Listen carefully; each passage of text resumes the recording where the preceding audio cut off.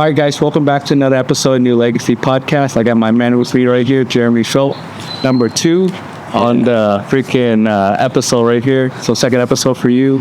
That's right. First one was in Reading. Yep. And I was prepping to do my run across America, and I went to you for some advice, and you were like, "Oh yeah, it's gonna be hot and it's gonna be bad," but Yeah. it's like the mindset that's gonna first help you get through. Like when you first met me, do you think I was gonna be able to finish? Oh yeah. Yeah. Oh yeah. Yeah, absolutely. What was it about me that like you're like, oh, so you gonna finish? Well, because you strike me as somebody who does what they say that they're going to do, and at the end of the day, that's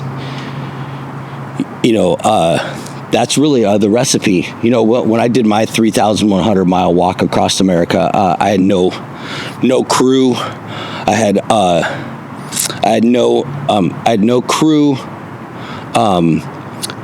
No map of how I was going to walk. Like I said, no support vehicles, nothing. It was me, 52-pound pack. I was standing at the Brooklyn Bridge, and I obviously knew which way California was, but and everybody around me was like, "Oh yeah, there's no way you could finish because you're ill prepared, right?" Yeah.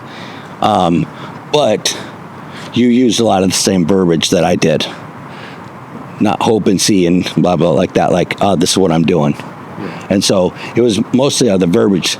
I would have actually been shocked if you didn't. Yeah, it's, let's intro a little, for the newer audience. Okay. Your story, and then we'll tell my story on this run. And then we'll chat about it because, it's not often you get two people on both sides of this podcast that ran across America or walked across America on foot. Yeah. It's a challenge, and I don't know what got you to do it, but it's like, something got me to do it too. So we'll talk about that because nice. It's like a different reason for everybody else. Yeah, it really is. Yeah, go for it. Well, for those of you that don't know, I'm Jeremy Schulz. I am the drum teacher who walks across America.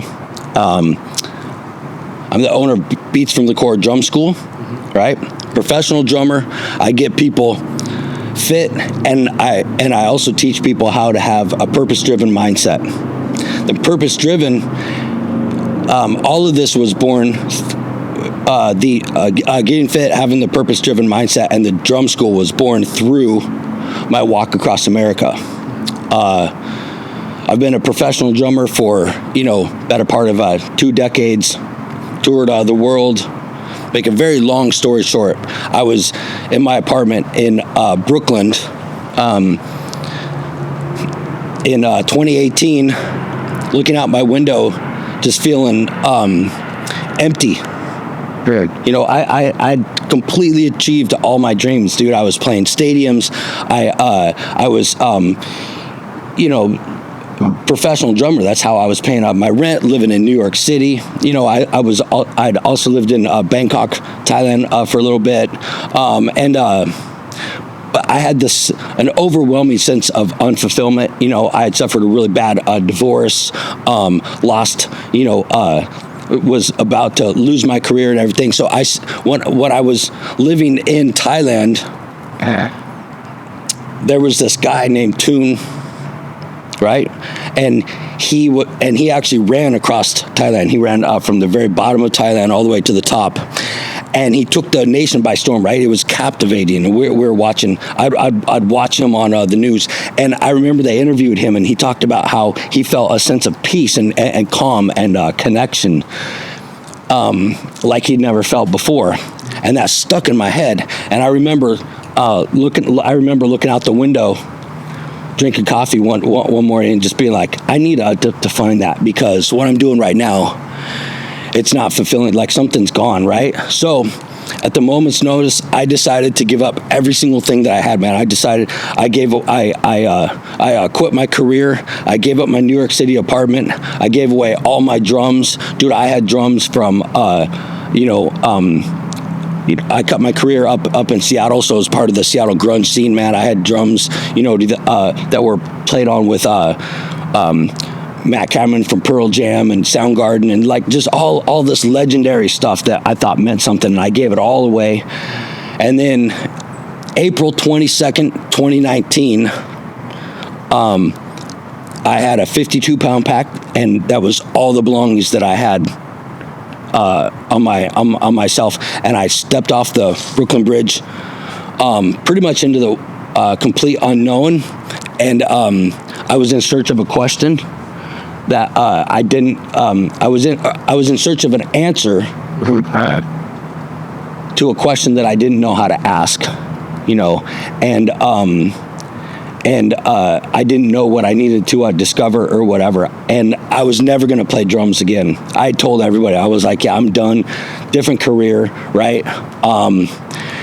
But fate has it that during my walk, I actually found God. I found spirituality, and God told me to continue living a life of purpose by being able to do what I'm already doing, by being able to use my drums as a way to be able to impact, transform lives and impact communities.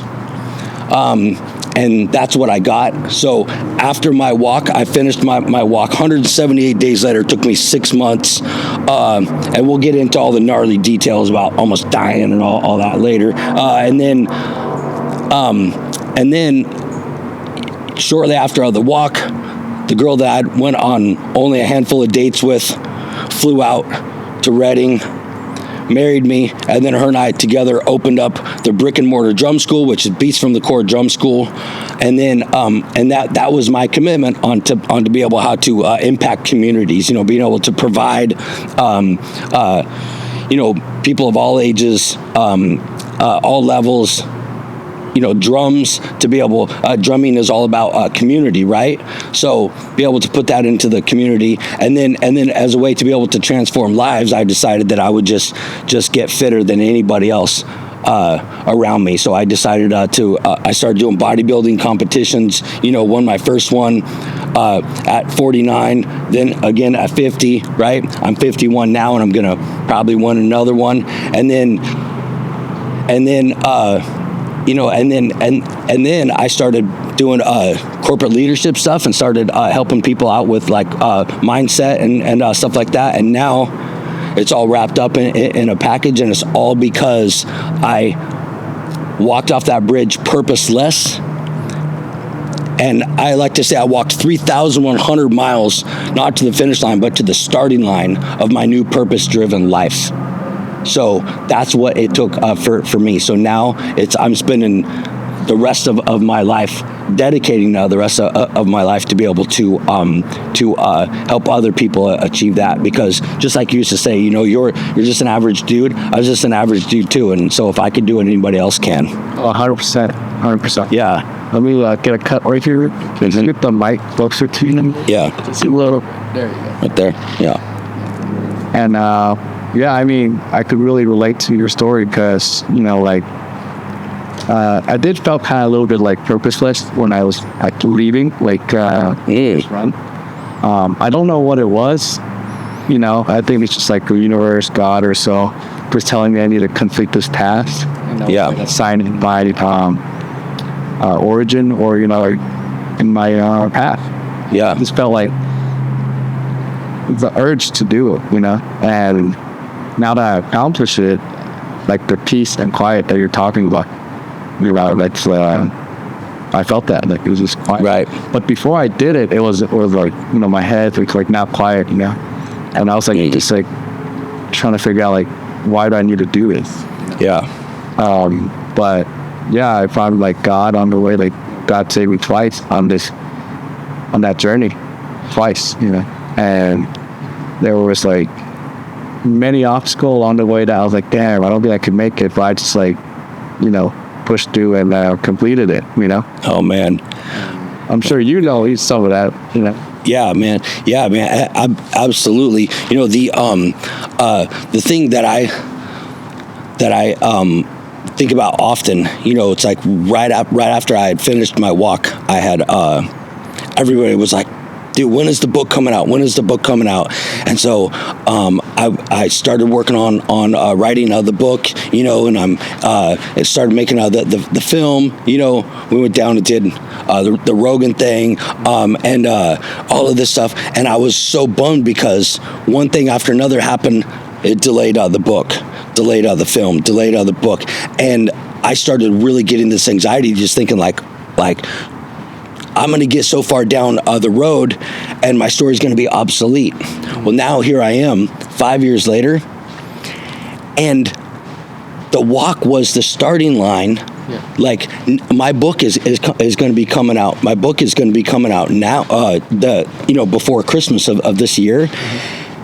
That's my story is about right now. It's like what, you know, God was like, listen, you have nothing, complete this book. You're going to have to put your life together and then be like, oh, this is what I have. So yeah, you know, so and I say that to you because, you know, you're 3 weeks off of finishing your run. And I think that 1 year, 2 year, 3 years, 4 years from now, you're going to find a hidden purpose that you can't even identify yet. When you're looking back at that, you're going to be like, oh my God, that I see it like that, because that's about how long it's going to take for all of this to set in and to be able to put like really realize the magnitude of what you did. Yeah, it's just like coming back, and I feel like I'm coming back to like a whole different world. Right. That makes sense. Not the world I left it, but right now I'm not sure if like the economy or like people are doing or so, but yeah, everyone seems to be a little bit off. Right. If that makes sense. I mean, I was the same as like when I, basically like think of like I was running my life, it was pretty good, save a checkpoint, and then went on a mission, come back, but I'm starting at that checkpoint, right? Yeah. But I'm like, oh, everyone's a little bit off. Everyone's like kind of weird. Yeah. Not to me, but just in general. And I don't know if the market's doing or whatever, so but there's something going on, and I could feel it. It's in the air. But right.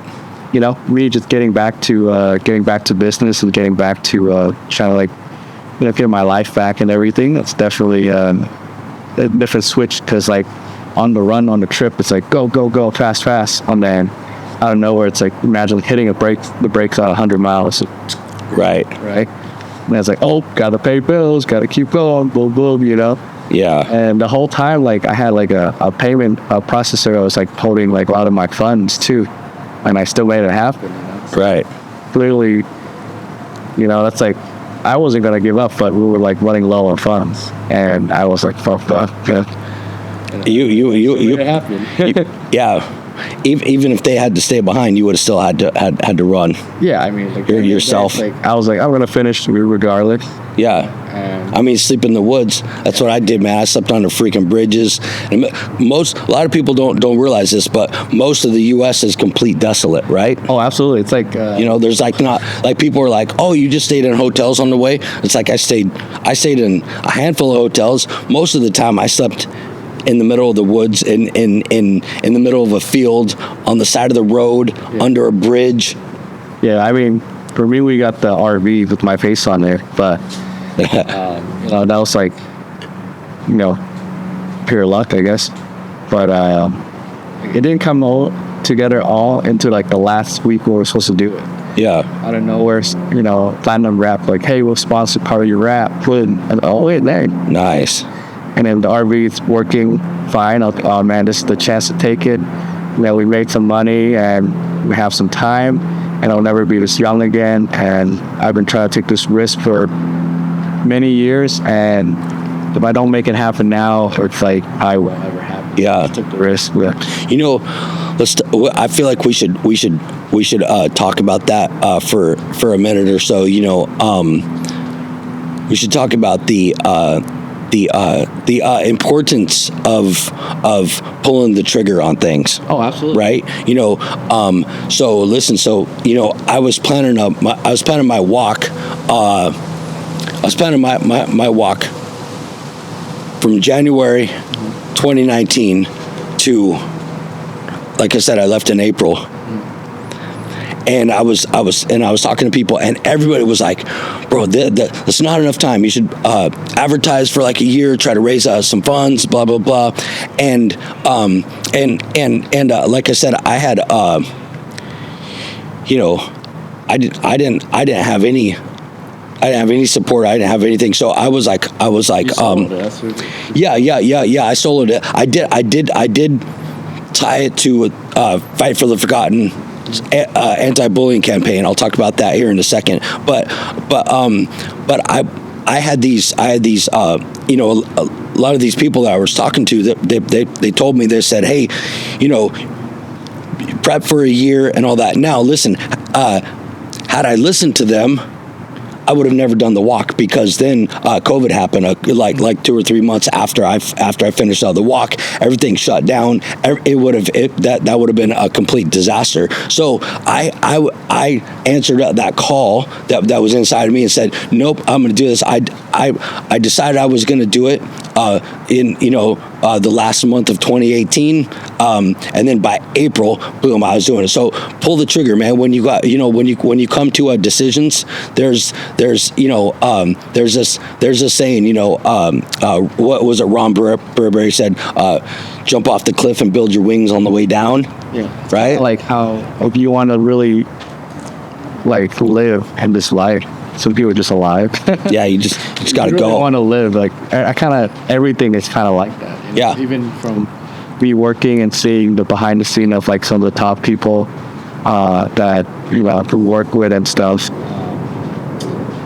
Yeah, they do it the same thing. If they jump and build the wings on the way down. Yeah. And literally, I mean, that's like, you got to do that to get momentum. It's all about momentum. Once you get momentum. Yep. Yeah, my dad used to tell me when I was growing up, punch first, ask questions later. Yeah. You go. Always be the first guy to punch, right? It's like, it's just like, I wanted to do something that would just separate me from a lot of people. Because, I think the average person that did it. is like, I don't know, not really living, just like existing. And, I just want to show people, like, even though I'm an average person, I'm not the fastest runner, I'm not even athletic, but if I can do it, most people got more in their tank, Right. And that, you show that, look, 2 example, right? Like, we're both 2 example. Like, it's right. Like, us being in the same vicinity of each other, it's like diamonds, like. And tell people how we met. Oh, we met on social media. From social media, it's like a big tour right now. I think it's like still underutilized by a lot of people, but a mentor of mine posted a post, and he posted a comment, and he was like, "Yeah, I just want to walk across America, blah blah." I was like, "Oh my god!" And he connect with him because, one, I need to like ask him like what is up, and what am I going to be facing? Right? Yeah. And we did a podcast in Reading. I drove up there. It was really cool to like, I think like me having that vision to do it, and then seeing you already done it, that like solidified a lot more. That's possible. Yeah. You hear these coaches talk about like take advice from people who've already done the thing that you want to do, or have already achieved what you want to be, or they're where you want to be. I get all the time, man. I hear people advice. It's like my wife and I were brick and mortar business owners, right? I've got the coaching business. My wife, she has her own brand, and all the time we hear, oh, you should blah blah blah, and it's like, yeah, thanks, but it's like, and most of the time people mean well, but is this person at level 10 where you're trying to get, like, how, like, where's that advice rooted from? Yeah, I mean, most people are not that serious. Like any like projects or industries or whatever, like, right, say 100 people start, 1 will really achieve it, and then I would say 10 kind of got it. Yeah. The rest would just fail. Yeah. Yeah, and walking across America, there's some really crazy statistics. You know, like most people fail right before the 500 mile mark. Yeah. There's something that 500 mile mark is brutal. I feel like it's almost the hardest. It was almost harder than the for me than the 2,500 mark. Well, you're definitely right, because I do remember thinking about that when I was on the run, and I was like, it was crazy. I was like, either Arizona or something, and you could tell it's like it's like an invisible line you got to cross. Yeah. You know, like, yeah, cross that line, that 400, 500, there's no turning back. Right. But the 400 to 500, it's enough to turn back, whatever. Right. But, I just went for it. And I think that was time when we were in Arizona, and it was like snowing. It was so scary. Yeah. Like at nighttime, because, my body wasn't like people train for this. I didn't train for it. Yeah, I didn't train. Oh, well, I barely trained. Yeah, but I just eat it. Yeah.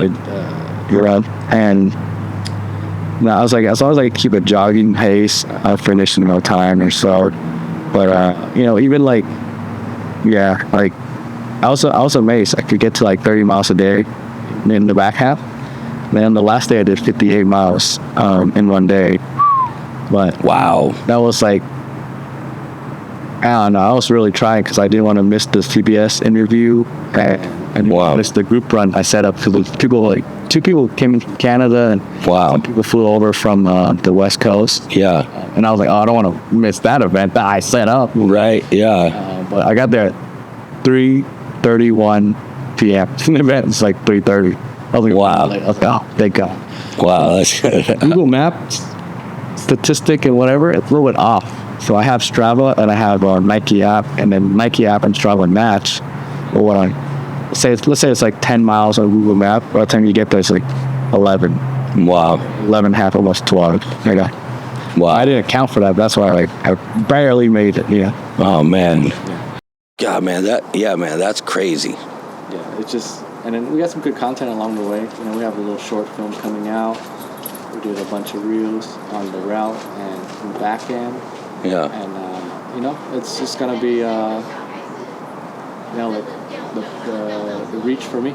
Yeah. At the end of the day, it's like I feel peace and happy now. Yeah. And so prior to that, what was what was your my whole thing is purpose-driven coaching. It's like I said, I was purposeless, walking off of the bridge, found purpose, and now living every single day. I have a purpose. I know exactly, and it's more fulfilling than money. It's more fulfilling than anything. Is having a purpose is great. So what was your purpose prior to doing that, and what do you see your purpose being now, or have you even found that? Because like I said, it might take a couple years. Yeah, I mean, I was trying to see if I could bet on myself and win again and again, and obviously I did. And the biggest lesson I've learned is like, you gotta it's just you who has to take the the bull's horn, right? Yeah. Like hold it, because like the thing is, when I bet on other people, a lot of time it fails. Isn't that the truth? Yeah, or people let you down. Yeah. Or they just can't pull through, So, I mean, but 99%, 95% people won't pull through. So, but I was like too kind. I was just like, I'll give this person this opportunity, this person here this opportunity, boom, boom, boom. And then when they don't follow through, then I can't follow through on my next level. Right. Screw me over a lot more. Right. But so, like you said, taking the bull by the horns. So basically, your walk was your run across America was to be like I'm Zoon, and I'm stepping in to my power of taking accountability. F the world, man. F everything. I'm gonna take accountability, and I'm gonna do it for myself, and to show others not only that I could take accountability, but they could take accountability too. Absolutely, like right? literally. That's huge, man. Literally, I was on the run. I was like, I mean, I'm trying to go on a run, but I'm doing it for charity. And why are people in the back end trying to screw me over? You know, it's like, right. If people, I learn a lot about people and their words on this run. Yeah. A lot of people tell me stuff and never follow through. Yeah. You know what I'm talking about? It's like, really, I'm on a charity run and you're trying to screw me over. This is like hilarious. You know what I'm talking about? It's like you're trying to do something good and like someone else is just like, whatever stuff. Yeah. But it's like, a snake is a snake. Like they can't help it. Yeah. But at the end of the day, it's like, you really have to like take care of yourself first. That's the biggest lesson I've learned. And amen to that. Yeah, and not everyone can help you with your problem because one, they might not have the capacity to, and two, it's your problem. I hear you talking about this accountability and stuff like that. This is funny because something about the having the months of isolation and the pain and the discomfort going through the walk forces you.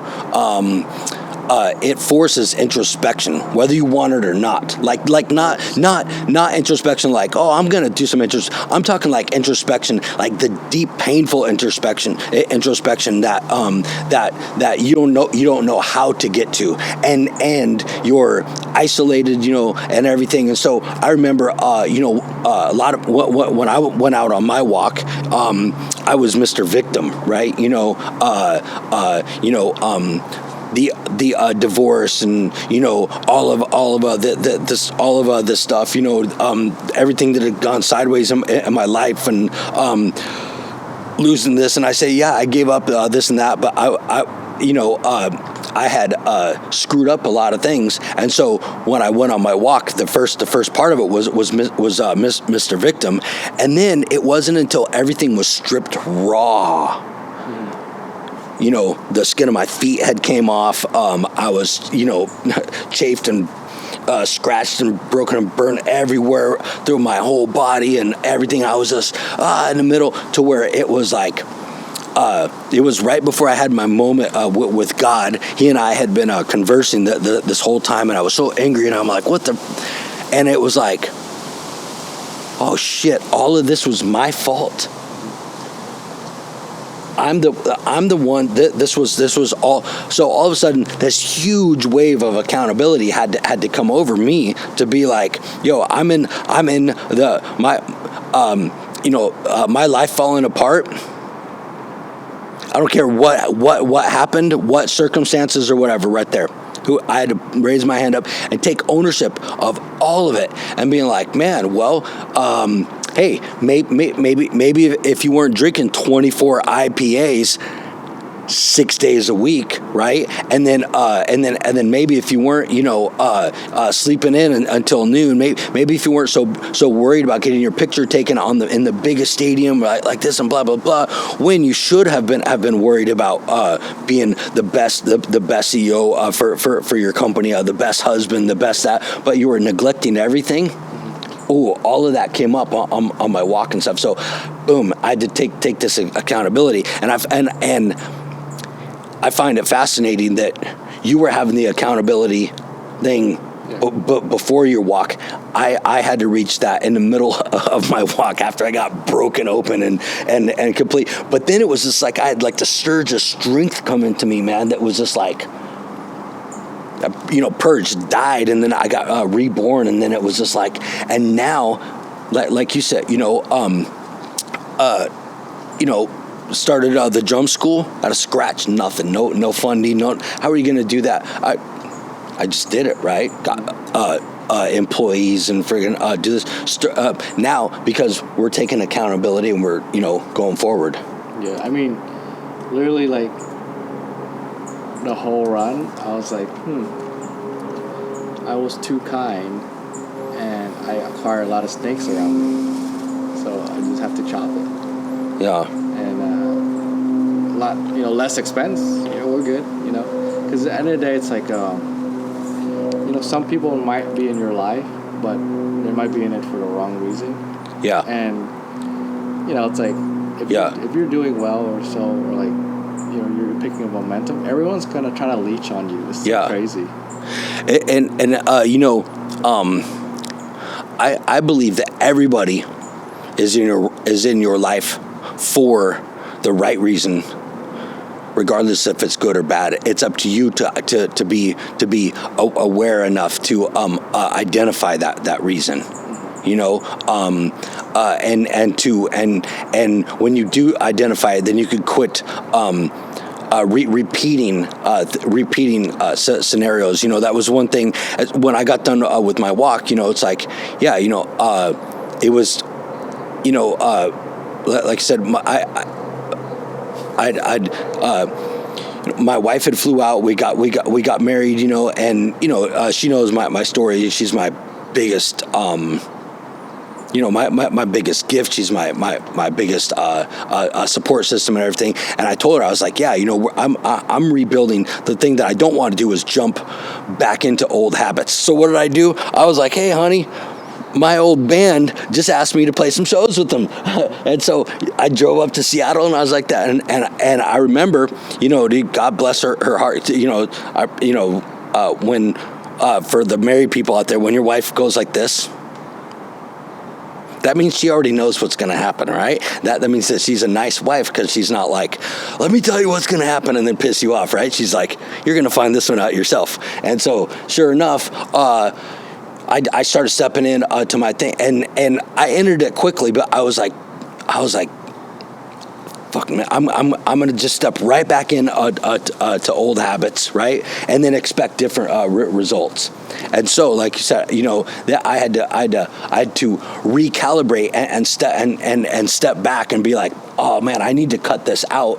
I need to cut, those low vibrational people out, because I'm building up this new part of me. And Caitlin, my wife, told me. She said, hey, sometimes after you step out of old shoes into new shoes, it's a lot of times you have to step. A lot of times it's okay to step back into the old shoes, just to remind you that those are old shoes. You don't need those shoes anymore. Yeah, I mean, at the end of the day, right? You have a big heart for people like myself, right? Yeah, exactly. But at the end of the day, it's like, just don't let them take advantage of you, and don't take advantage of anybody, and just be a good person. And I have a little marketing company, and that seems to be the best practice. Yeah. Because it's not a little marketing company. Yeah. I mean, Kraken Media is not a little marketing company. It's the GOAT, man. Yeah. No, thank you.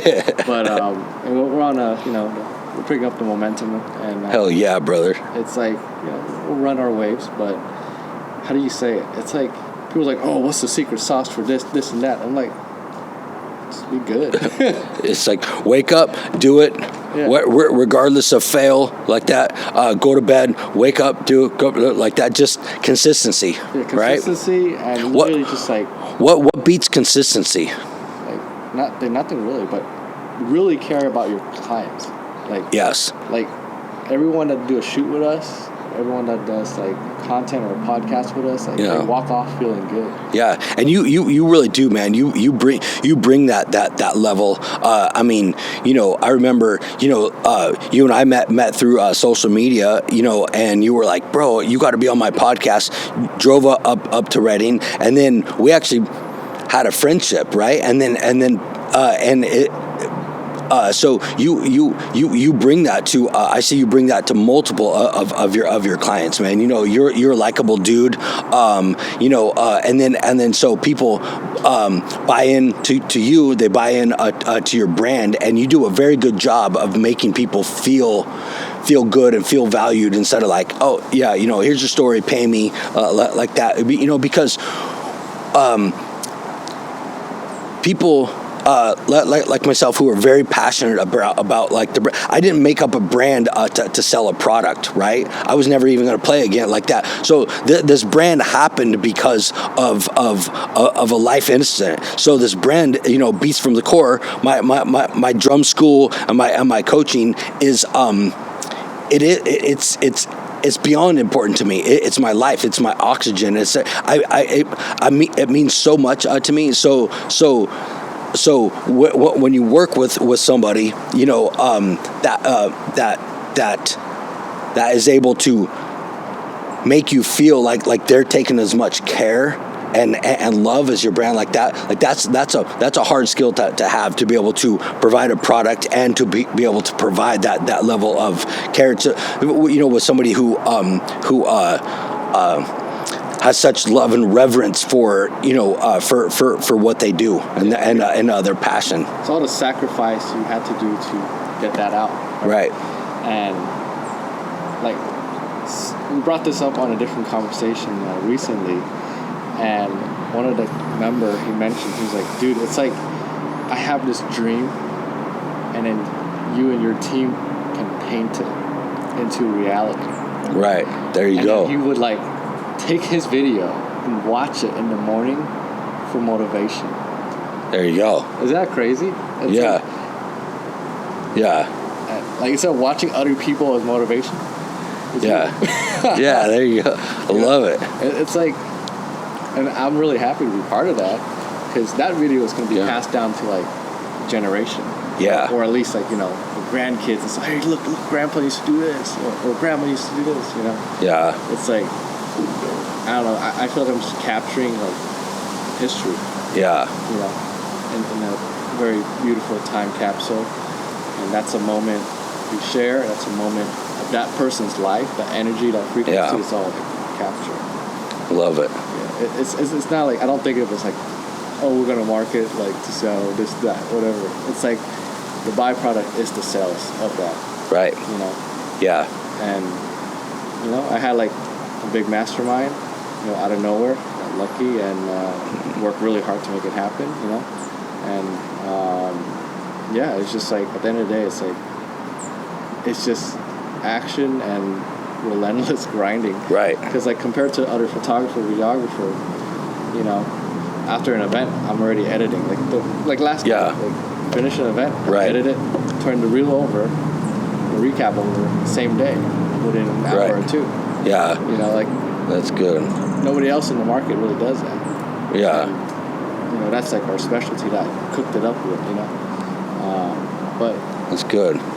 At the end of the day, it's just have good intention. And, if the world wants to punish you for that, time will catch up to it, Yeah. And the world is specifically designed to punish you, right? I haven't been into God for too long, but the one thing that I did realize is that the world is of the devil and of evil. Spirituality is of God. So this world is punishing and suffering and all that. You just it's like Buddha said. You got to learn to suffer well. Yeah. Right. It's just right. Or maybe that was Marcus Aurelius. That's who that was. Marcus Aurelius. He said it's not how we suffer. It's not about suffering. It's about learning to suffer well. Yeah. It's just imagine having a good day, everything went your way. Yeah. Now you got to repeat that a lot until you get to your goal. And we're human. We're not machines. So we're nothing can be perfect every day, but man, let's talk about this. Talking about nothing can be perfect every day. You and I both going across America. Imagine that trip. Imagine every day being outside and being exposed to the elements. Yeah. And you ran, I walked, and it's this is what you have to do. To be honest, I walked most of it until I could really run after Kansas. Right. Yeah. Okay. So beat, yeah.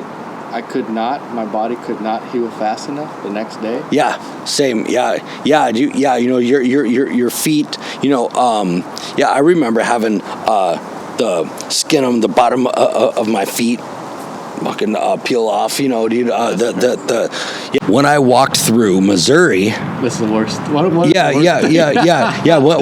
Missouri, misery. Yeah. Oh, bro, it rained on me for like a week straight, but it was hot rain. It was like 90-degree rain, and I didn't even take my shoes off for one day, and then when I finally ended up taking it off, it was like Vaseline. All the skin came off, and then it dried, and then for the next week, I would walk and my feet were all cracked, and there was blood coming out of my thing, out of the sides of my feet, right? And I was walking about 11. It was too hard of a mindset for me to think about miles. So for whatever reason, I thought about hours. So I walked about 10 to 11 hours. That's about 20. That's between 20 and 23, 24 miles. Like with like taking breaks and stuff. So for me, I would just think about it as time, so and so after a while I would try to get buried into the sequence of that time, the strides of my step and everything, and meanwhile freaking blood's coming out of there, man. My private parts were chafed underneath my arms, were chafed, man. It was like the most amount of pain and everything, man. It was gnarly. I also bear maced myself. Yeah. On my walk, I walked for 3 days with bear mace all over me because the cap had came off, and bro, it was brutal. I had no way to wash it off. I had to find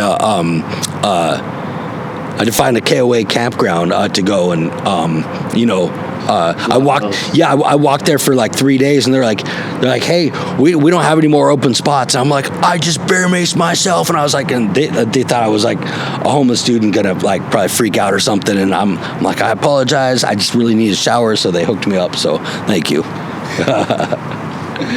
But yeah, I mean, literally, I was on in Kansas. Kansas is brutal, right? It's like a make or break state. Like like Utah with the 400 miles. Or 500 miles. That's like the first pillar, and then the second pillar is Kansas. And you know what's a trip about walking through Kansas? So in your mind,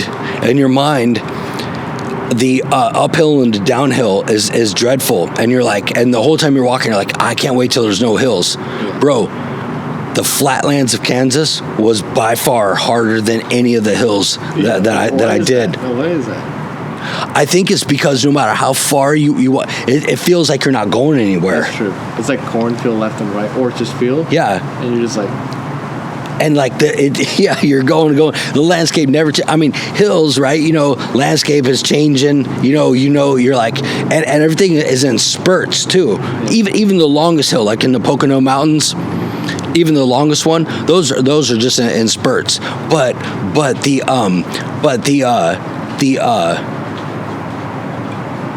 like the flatlands, Kansas and parts of Oklahoma, bro, it's like it walk for a week and another week, and all of a sudden you're just like, I've been walking the same road forever. Yeah, it's literally like the 40 to 50s or whatever.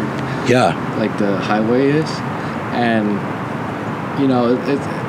I was behind a tornado. That was kind of scary. It was like passing right in front of me, whatever. I never saw so much lightning storm in my whole life. Yeah. Brutal over there, right? The fireworks show every like other night or something like that. It was crazy. Yeah, the Oklahoma and the Kansas lightning storms are crazy. Yeah, it's just like. And the loud ass bugs over there, huh? Loud bugs, and then like I guess from like I would say like from the end of New Mexico to like all the way into like New York. Right. There's like flies that bite you. Yeah. Right. And it's not a ghost town too. I feel bad for the ghost town. Yeah. Families that used to be there. Yep. And I saw a lot of like people are selling their nice like boats, or like people are selling a lot of their nice luxury stuff. So I mean that's a sign to the market that's not good. Right. But I see a lot of people selling their stuff. So. Yeah. Right. Yeah. You know. It was. America wasn't quite as volatile as it is right now. When I went through it, you know, I got to say though, what I noticed was, you know, what was really happening on the ground of America, and you know, the American people, you know, across our awesome nation, did not reflect what was being told on TV. On TV, it looked, even when I was walking, it looked like everything was chaos and everybody was fighting and everybody hated each other, and oh yeah, you know, this conservative town and this liberal town and stuff. Bro, everywhere I went, man, people were kind and hooked me up with places to stay, and they gave me money, and they gave me food, they gave me shelter, and like day after day, man, it was just like kindness after kindness after kindness after kindness, and it was incredible the amount of you know, it was incredible the amount of good deeds and everything, and that's where it really dawned on me to be able to where as a part of living in harmony with my purpose. I was like, everywhere I went in the U.S., everybody was, community is big, right? Everybody loves their community and stuff. And so for me to be able to, you know, not be just a deadbeat, how can I do my part? I can help provide something to communities, right? Well, you know, being a professional drummer, a professional drum teacher, I could be able to provide drum lessons for people in communities, right? You know, teach kids how to play drums in a group, teach them how to do music, special needs community, on and on and on. That'll impact communities, right? And then being able to impact people, transform people on a individual one-to-one basis, then I could serve two missions at one. One mission, but two things at one time, and that was a realization from walking across America. No, I mean, you know, you're 100% right. I really connected to that because, like, people are like, oh, people from the South, they're like racist, they're mean, blah blah. Oh, it's just the coolest people. They gave me Longhorn steak. They donated a bunch of money. They came out and gave me a bunch of like water and so. Yeah. And like, you know what I'm talking about? It's like it's like not the perception that we have on the West Coast of them, right? Yeah. Well, it's not. It's not. The East Coast, whatever. Yeah. It's not what the mainstream media tells us, man. That's a lie. The narrative is that everybody's at their throat and like that. My grandpa used to tell me when I was young. My grandfather would tell me he would say no matter where you go, people are the same, and most people are mostly good. And it's just like you see a lot of you're 100% right. And I see a lot of people struggling too. I'm like, damn, you know. And I see a lot of towns where like it's about to die. Right. A lot of those towns. Yeah. A lot of, and I see the struggle too on the streets, and it's crazy. Especially coming out of LA right now. Yeah. Coming out of LA. Oh, that's right. You left out of LA, huh? Yeah. It's like full of poop. Like every 10 feet is a pile of poop. Holy moly. Yeah, and I didn't see that. It was raining, and I was so worried about getting a foot infection coming out, because like it was raining, and like there's a lot of hills, and obviously the poop particle, you know, goes down the hill into the shoes. Oh my God. You know, it's like I was like, oh my God, and I just threw my like first new pair of running shoes or semi-new pair of running shoes away. Wow. First like 3 days or something. Oh man. Yeah, it was wild, but. You know, I learned a lot of like, you know, like the mind is so powerful. Like, there's time I have to run at night, and I'm usually like really scared of the dark and stuff. Right, I still did it. You know? Yeah. What do you think that your run was harder than the military? Because military is like, I would say, and I was a Fleet Marine corpsman, so life of a Fleet Marine corpsman is a little bit harder than regular corpsman, which is medic. I'll say like if I can give the military of what I've experienced, like, I'll say it's a 10%, and then 100% would be the run or walk across America. Wow. Because the thing is, like, not only do you know, in the military, your housing's taken care of, you're paid, right? Everything else paid. is taken care of, right? Right. But on this run for me, it was like I gotta pay the bills, right? People to pay. I gotta generate somewhat income, right? I got a payment processor holding like a lot of my money. Also, you can't quit, man. That's your word. You're lying. You're gonna look like. I mean, here's the thing. Even if you did quit, everybody would be like, "Oh, bro, man, you gave it a good try," like that. Yeah. But they would also just be like, I knew it, blah, blah, blah, blah. You know what I'm saying? It's just like that. So your integrity and your word was on the line. Yeah, and also like at the end of the day, it's like I didn't even think about quitting the whole time.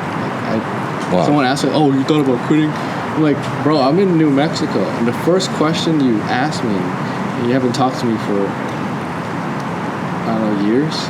The first thing you asked me is, "Oh, you thought about quitting?" So that means like you probably quit his life already, Right. Like, you know what I'm talking about? It's right. But I didn't think about quitting the whole time. I was like, I'll find a way regardless. I was sending you spiritually guided messages, huh? Yeah. Like all cryptic. Bro, you're gonna hear the wind. No, you were. That's cool. But yeah, I mean, it's a crazy experience. Like I got chased by a lot of dogs in New Mexico. I don't know what that to do with that. Bro, yes. Listen, dogs. Listen, if you're gonna go across America, I'm telling you, dude, the dog situation is real, man. I can't tell you how many times I almost died. Almost getting eaten up by dogs. I carried a big ass whistle. Yeah. A coach whistle. Yeah. And I had my bear spray, which I didn't even use on a dog because I used it on myself, and it freaking works.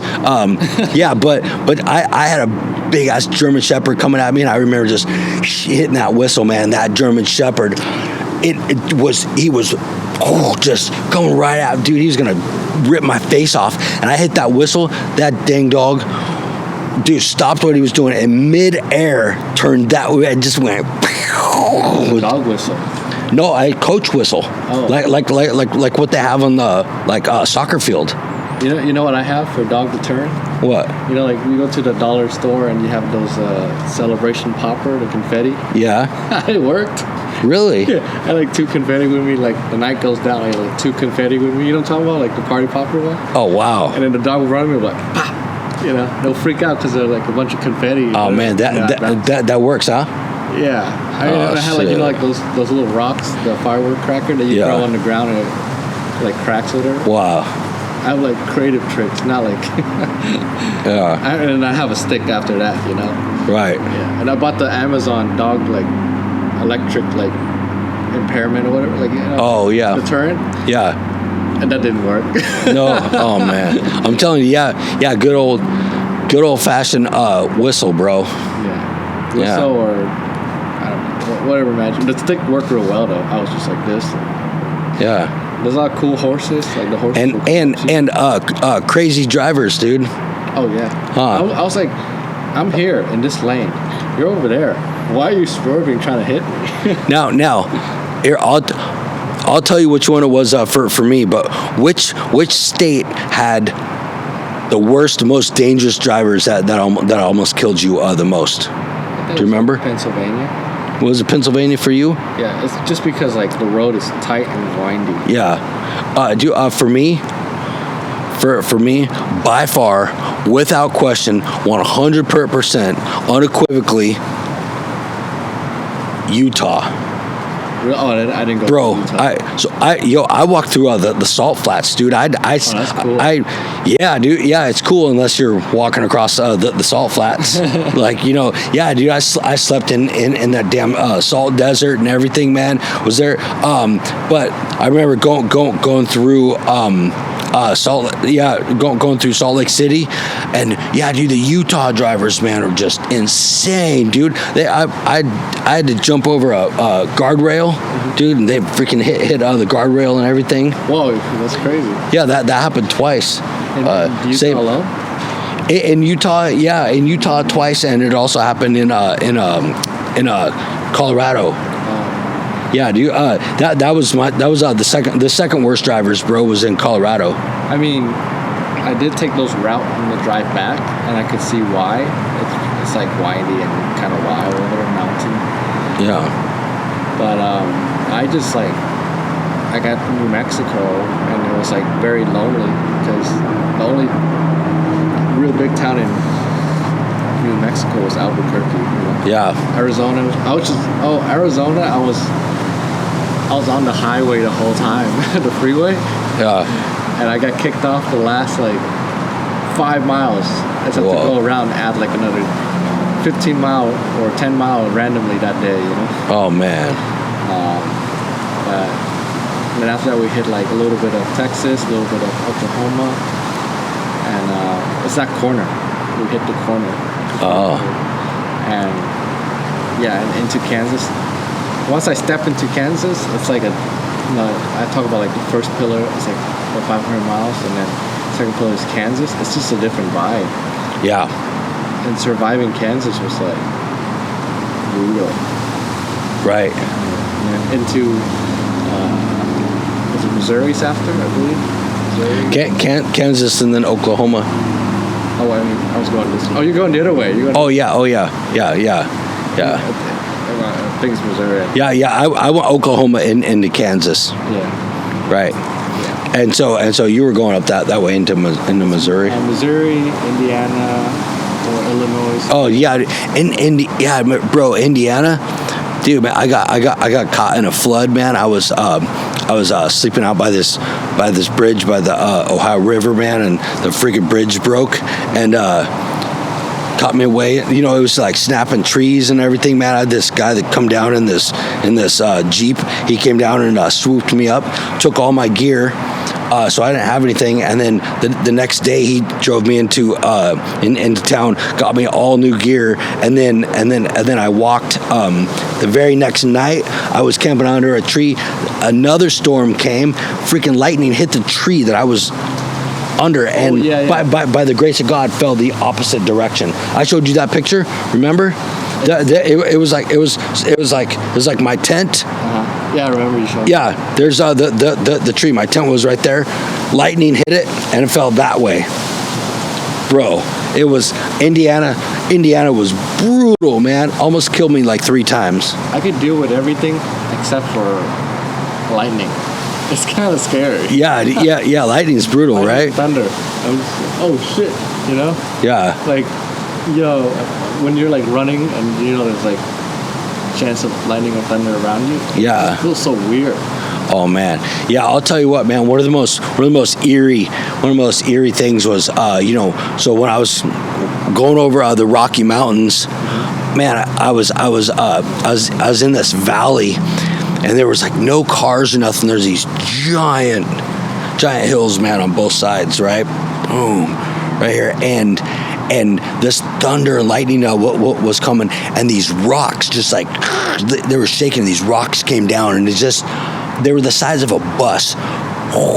And I watched them go down. They hit the road. They just exploded. And here I am, man. I felt like a speck of nothing. And I'm looking around, and the thunder is echoing in this canyon, and I could hear it bouncing off the canyon walls. And I'm right in the freaking center. The sun went down, and I'm there like by myself, and I'm thinking like at any moment, any one of these rocks can just bust here and just kill me. So I had to just like put my force field on and just be like, man. And I just walked out of that valley, found a little ridge, and went and camped up against it. But dude, the whole rest of the night, you could just, the echo of the thunder was just, it was eerie, man. You're out there by yourself. Like the whole time you were like doing it, were you like in the mood to make content? Record yourself or something like that? Well, so I filmed myself every day. A lot of it isn't very good because I didn't go on this trip. I didn't go on my walk to to do content like that. I was going. As a matter of fact, the truth is, this is not. So the truth of the matter is that my original intent was I was going to walk and just disappear, right? And yeah, I'm sorry. It is a little dark and it is a little morbid. But my whole thing was I was just going to walk and disappear and just screw everything. My best friend at the time, he had told me, he said, "Hey man, we're worried about you. You should tie your walk to some sort of a charity. So that way, it gives you purpose. What we're tying it to some sort of charity is going to make it to where it'll give you inspiration. It'll put some life into your walk, and I'm glad that does. and I'm glad that I did. So I actually had a lot of people follow me because the foundation, like I said, I tied it to my good buddy Justin Wren, the professional UFC fighter. He had this foundation, Fight for the Forgotten. They do all the freshwater wells for the pygmies, and they were doing this stateside, this United States focused part of their foundation where they're doing an anti-bullying campaign. And my whole story was I had started playing drums when I was young because of stuttering and Tourette's and stuff like that. So I knew about getting bullied a lot. So I was like, man, I heard Justin Wren talking on Joe Rogan about the anti-bullying campaign right before my walk, and so I actually just emailed and said, "Hey, bro, I'm gonna tie my walk to your charity, raise money. I'll raise like $10,000 or whatever, right?" So I did that, and then he reached out to me, and then he put it out on online, and then everybody was messaging me, and there became like this community. There was a group of these Navy SEAL dudes that were like that were following me, and they would be like, "Bro, to keep going." Excuse me. And then come to find out, it was the guys on the TV show SEAL Team CBS. They had me when I was down in LA after the walk. They had me on their set and everything, but they had followed me, and they would like, so they would give me money. They would give me buy me dinners and hotels when I could, and all that, but yeah, so if it wasn't for that, I would probably have no content. But every day I would be on there like, "Hey, thank you for this and thank you for that." I kind of wish I would have talked more about what was going on with my heart and all that. But that's what the book is for. So my book is called Walking Home, because I literally walked home. I grew up in Redding, California. And then I also walked home spiritually, right? Left God, found, walked home, back to that, walked home by, I gave away all my drums. Boom. Now I'm back to being a professional drummer, drum teacher, right? Fitness mindset coach. Gave all of that up, walked home, got it all back, right? So, yeah, so I've got the book to tell the story. I have a whole bunch of content that I did do on my walk that I will be probably repurposing. The best that I could. Yeah, I mean, I made a lot of content on this run. Yeah. I didn't want to make none of it. Right. I was not in the mood for none of it. You could tell. Right. Hey guys, day 65 here. Still running. Bye. Yeah, that's what I wanted to do. Like, I literally was like, I don't want to make any content. I'm not in the mood for it. Blah blah. Yeah. Not one day went my way. Yeah. And imagine that. I still did it. But it's like, it sucks. Yeah. But not one day went my. I was like, wow, it's been a lot of days. But at the end of the day, it's like, I know like where I'm gonna go in my life and my career and in my like mission and like my objective. Nothing's ever gonna be 100% what I want or my way, but that's the separator. I think those are just like the layers and the levels to like life's game, you know? Yeah. It's just like how much of it can you take and keep going. That's right. Like you said before, who's in control of Zoon's life? Yeah. Zoon. Yeah. Right. 100%. Right. Yeah. Who's in control? Yeah. I had somebody. This guy the other day was hit me up in the back of my DMs. Who was talking to me about getting fat or. I'm sorry. No. About getting fat. Bro, I can help you get massive. Okay? Right? Yeah. You ever try my McDonald's diet, bro? Right? $39.95. I will get you from fit to fat as fuck, bro. Guaranteed, right? Right? It's right. Okay, sorry. Yeah, so this guy hit me up on the back of my DMs, asking me, about getting fit, secret and hack and blah blah blah, and it's just like, you have to take complete control. That's just it. You have to just take ownership. Like, oh yeah, all right. I'm not doing that, I'm not eating right. It's like, you can exercise all you want. Dude, getting fit's 85-90% nutrition, and then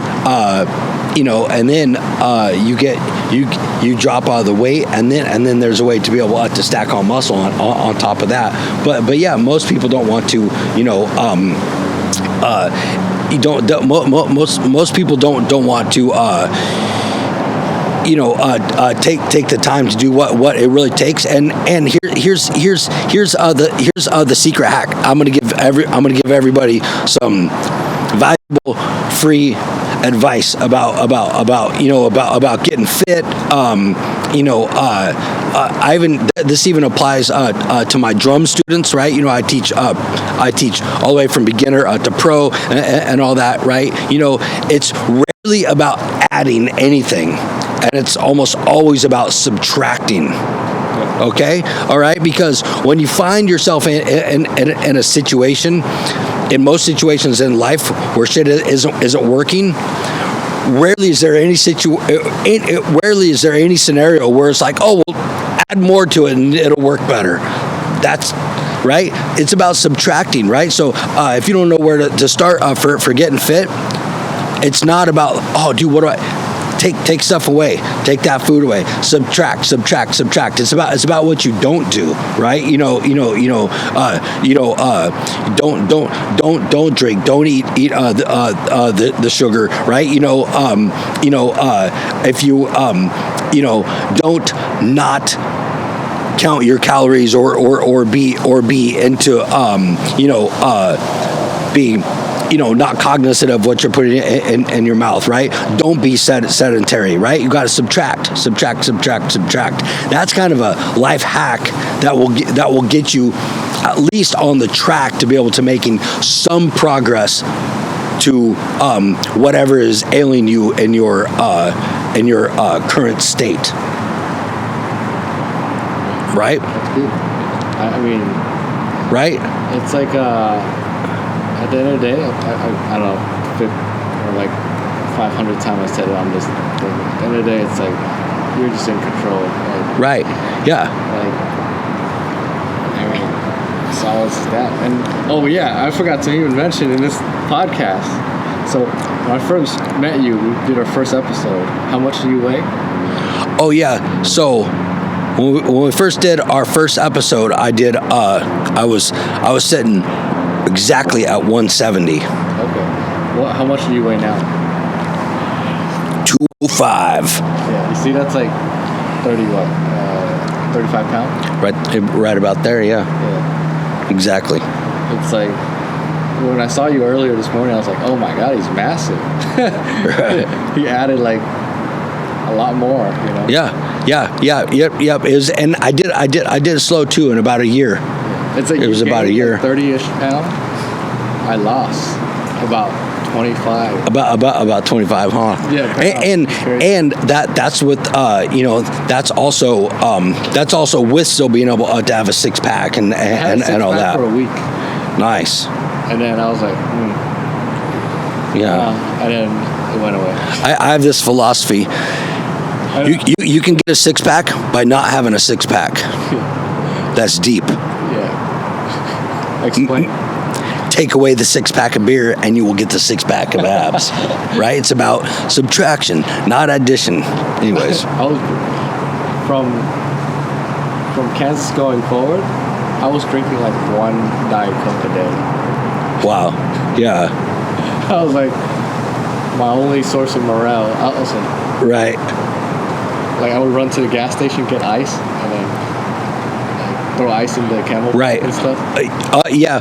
But also it didn't do macro-wise. It didn't do that much damage to you because you were probably expending 4,000 calories. Probably. I mean, 5,000 calories. During your time. I mean, I know that when I was walking, with my heavy ass. I didn't have anybody to carry my food and my water. What's up? What's a gallon of water weigh? 8 pounds? I think so. I don't right? know. Yeah, about 8 pounds, right? So I carried a couple gallons of water, all of this food, and I'm like going, so my calorie that I was burning was just over the top, right? And I was 47, right? So it was like I upstarted my metabolism like you would not freaking believe, right? Yeah, I mean, I told myself I wouldn't run again, but I do kind of miss it. Right. Yeah. Right.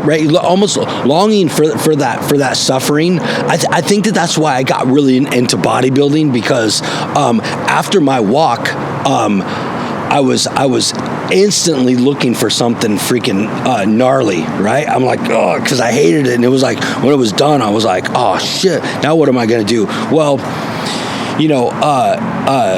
I was turning 49, and like I was in shape for my walk, but I wasn't shredded. So I told my wife, I was like, oh, dude, I should go into 50 just super shredded. So I started getting into bodybuilding and stuff like that. And now it's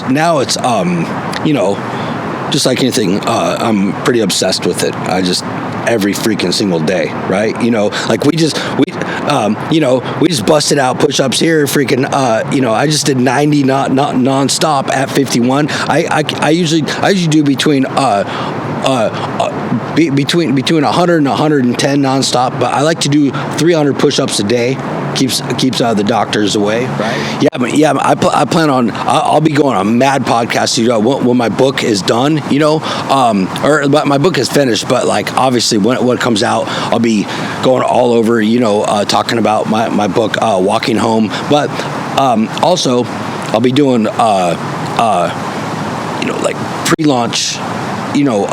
Podcast tour, just get the story and the message out and whatnot too. But are you stoked to do the podcast or what? I mean, it's like once you finish the run or walk across America, it's like you just look at other normal people, you're just like, oh man, they're not even trying. Right.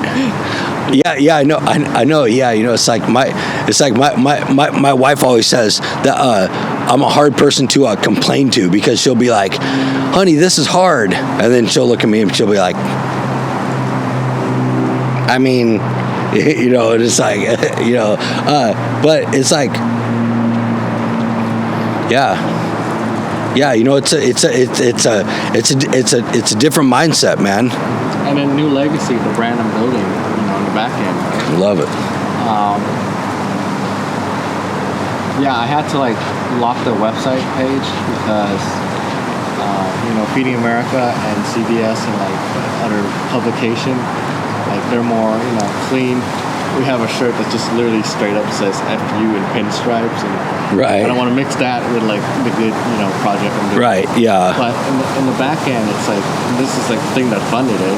So right. And now the brand means something. It's like there you go. A lot of people, right? And you know this. A lot of people start brands. They talk, they tell good stories, they talk on camera, blah, whatever. Yeah. But like at the end of the day, like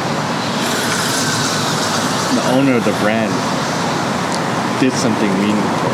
Right. That's the base. That's what it's gonna do, you know. Right. And the name means something. Because everyone talks about, oh, I need a logo, I need blah blah blah. I'm like, be something meaningful first, then the logo would mean something. Otherwise, right. the cool designer who cares about it. Yep. Purpose-driven coaching. Yeah. That's purpose, you right? In on that right? Message. Yeah, dude. That's like I can't believe I live so much of my life without a purpose, and I thought that I thought that I had a purpose, but a purpose without impact isn't purpose. It's just self-gratification, right?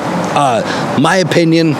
Take it or leave it. I don't care, But like purpose without impact is because like prior to my walk, like my purpose was like, I'm get my picture taken at the biggest venue that I can, and being up on stage and blah blah blah blah. It was self-gratification. Like who benefited from that? Nobody. Just me and my ego. That was it. That was it, right? And a lot of times, that's all. So that doesn't do anything else for it. It doesn't do anything for anybody else. It doesn't make the world a better thing, right? But then when your purpose starts to have an impact, the new legacy. I mean, think about kids and other Asian kids in your situation that grew up where you grew up. They look at you as a role model, just be like, I know this guy named Zoon who did XYZ, and he freaking ran across America, and he came from my town, and he's like that, and he's a new legacy, and they're like, oh, dude, right? Your purpose is having an impact. Yeah, it's literally just like, really going after what you really want and really live life instead of just being alive. Where the rubber meets the road. Yeah. I'm proud of you, brother. Thank you. Appreciate you. And, where can they find you, and what do you do, and how can you help them? And yeah, dude. Like so you can find me on all social media, Instagram, Beats from the Core. I teach people drums. I teach people how to get fit, and I teach people how to be able to achieve a purpose-driven mindset. That's literally what I do.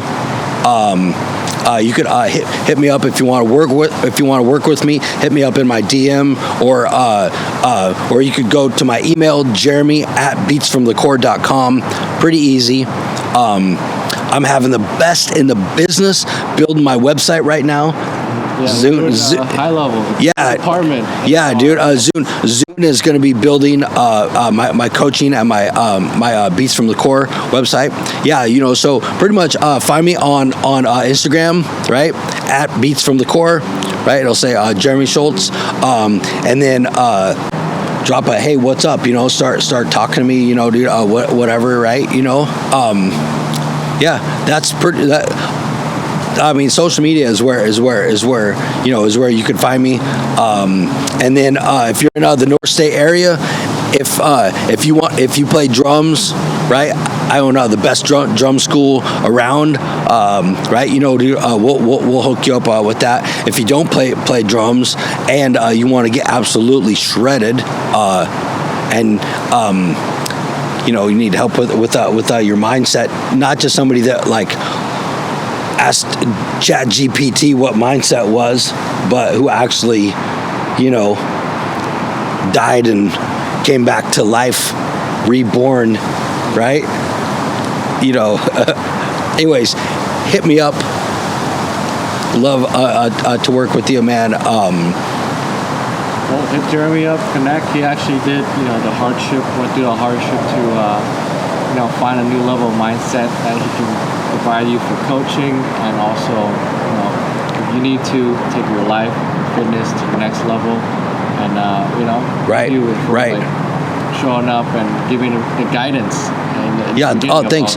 Yeah, man. I'm stoked too. You came out to my brick and mortar drum school. You got to meet my lovely wife, and you got to see like how the operation went. And that like I said, that was the manifestation of the walk. I had no idea how I was going to even pull that off, and we did. Yeah, So you're a very talented drummer. I remember watching you play. I was like, it's really good. Oh, thanks, bro. That's been my profession for,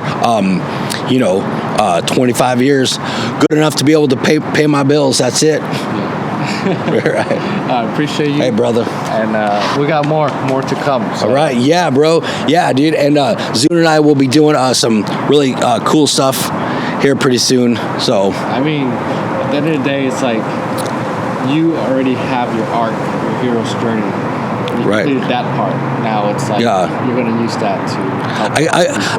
I gotta say too, you know, man, the people that run with you and your community, God, man, a lot of those dudes are they're so genuine, man, and so cool, dude. They reach out to me on social media. That dude, Brad from Reliant Fitness, dude, he and I do we chat all the time, dude. That guy is so badass, man, and you know, and he runs in your whole circle too, right? Yeah, Brad, right? The circle I have is so big. Yeah, and Steve Hockman, right?